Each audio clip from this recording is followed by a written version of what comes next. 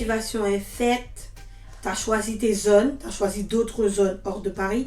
Et n'oublie pas, par contre, une chose que j'ai oublié de vous dire, c'est qu'il ne faut pas oublier de vraiment mettre les choix que tu veux vraiment le plus en première position. C'est pas parce que moi je t'ai dit faut mettre d'autres zones que Paris, que si c'est vraiment Paris que tu veux, tu vas mettre Paris en 10e position. Tu peux mettre Paris en première position, mais dis-toi que en 5e, 6e position, tu vas mettre d'autres zones.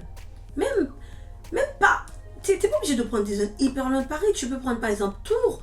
Tours, c'est pas hyper loin de Paris. Tu peux prendre d'autres zones, mais genre à 1 heure, à 2 heures de Paris. Au moins, tu sais que dans ces zones-là, il y aura moins de concurrence. Et tu sais que tu vas réussir à trouver ton université, ton école. Parce que franchement, je vous dis, faire 10 000 demandes et après voir que tu as eu zéro école qui t'a accepté, ça fait mal en fait. Ça fait hyper mal. Voilà, faites attention à ça. C'est pour ça que je vous dis, ne restez pas focus sur Paris. Ouais, je Paris quoi? Paris. Genre, c'est qu'à Paris qu'il y a les bonnes écoles? Non. Il y a plein de superbes écoles, mais qui ne sont pas à Paris. Choisissez d'autres écoles. Ah, la machine est lancée. Vous avez fait vos vœux. Vous avez entré vos notes. Vous avez fait tout ce qu'il y a à faire. Vous attendez les résultats du bac pour pouvoir continuer les démarches, pour pouvoir faire votre demande de bourse et tout.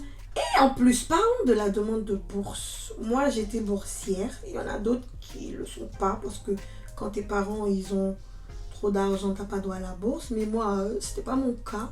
J'avais droit à la bourse. Et franchement, ça m'a aidé. Faites votre demande de bourse. Ne tardez pas à attendre au dernier moment pour faire votre demande de bourse. Mais franchement les gars, moi j'ai tellement galéré avant de pouvoir avoir cette bourse. Est-ce que je vais même pas vous faire une vidéo pour vous expliquer comment j'ai galéré? Et j'ai galéré. C'est pour ça que quand vous partez en France, faites en sorte que vos parents ils vous envoient de l'argent le mois. D'accord? Au moins les 4 premiers mois. Ouais, les 3-4 premiers mois. Essayez de voir est-ce que vos parents ils peuvent pas vous envoyer de l'argent les 4 premiers mois. Comme ça, vous savez que s'il y a un problème avec la bourse, si la bourse ne vous répond pas, vous savez qu'il y a vos parents derrière qui vous back up, il y a vos parents derrière qui seront là pour vous aider. Parce que vous n'allez pas tout de suite trouver un taf étudiant. Pour trouver un taf étudiant, c'est pas du jour au lendemain. Ça prend du temps. Déjà, il faut apprendre à connaître le pays, comment prendre un métro, comment prendre un bus, faire son passe Navigo, il y a tout ça à faire. C'est pas du jour au lendemain comme ça, bim, tu vas trouver ton taf étudiant. Et moi, je sais que j'ai galéré. J'ai appelé, je me suis déplacée pendant plusieurs jours, plusieurs mois pour enfin avoir cette bourse, pour enfin. Après, c'est vrai que j'avais d'autres problèmes sur le côté, mais ils m'ont fait galérer pour la bourse. Ils m'ont fait galérer, mais comme pas possible. Je vais aussi vous faire une vidéo par rapport au Crous, pour vous expliquer comment avoir un logement au Crous, parce que sinon la vidéo elle va être hyper longue. Votre demande d'université est lancée, votre demande de bourse est lancée, vous attendez vos résultats du bac et vous attendez les résultats des écoles aussi. Imaginons que voilà, là vous avez les résultats et les écoles de Paris, comme ça ne m'étonnerait pas, vous ont tous refusé ou vous ont dit qu'il n'y a pas de place. Heureusement que vous m'avez écouté, vous avez mis d'autres zones en dehors de Paris. Donc vous avez ces écoles-là, eux qui vous ont répondu. Ça, c'est sûr que ces écoles-là, ils vont avoir de la place pour vous, ok? Et puis là, vous avez votre école, tout est ok pour vous. Mais les gars, je tiens à vous dire une chose, mettez dans votre tête bien, je vous répète ce que mon prof m'a dit. Paris, ce n'est pas un jeu. La France, ce n'est pas un jeu. Si tu sais que tu viens en France pour que t'amuser, que je ne dis pas que tu viens faire tes études, tu vas pas avoir le temps de t'amuser, hein, bien sûr, parce qu'il y a les vacances. Le week-end, un peu moins, parce que moi, je me rappelle que les week-ends, c'est vraiment pour bosser mes TP, mes trucs, etc. Mais il y a les vacances, tu peux t'amuser, c'est sûr. Mais mets dans ta tête que tu as un objectif. Ton objectif, c'est voilà, je viens pour mes études. Il faut que j'ai ça, il faut que je fasse ça. C'est mes études, je me donne à 100%. Voilà, c'est ça qui m'intéresse et je sais que je pourrais exceller. Il faut vraiment que tu viennes pour un but et il est où mon peigne? Et pour un objectif quoi. Tu viens pas juste pour quitter Saint-Martin, Guadeloupe ou autre, ou pour dire aux gens, ah, je suis en France, ah, je suis en métropole. Non, mais tu viens vraiment pour quelque chose, quoi. Tu viens parce que tu veux étudier. Tu entends? Tu veux étudier, pas tu viens parce que ta copine vient, tu viens parce qu'un tel vient. Une chose qui est hyper importante que je vais vous dire, les gars, si vous voulez prendre mon conseil, prenez-le. Si vous ne voulez pas, tant pis pour vous, mais après, vous allez vous casser les dents. Ne prenez jamais de logement avec vos copines. Peu importe que ce soit une copine de longue date, une copine de quelqu'un. Vous savez, moi j'ai remarqué que une copine, tant que tu n'as jamais vécu avec elle dans un logement, tu ne connais pas ta copine.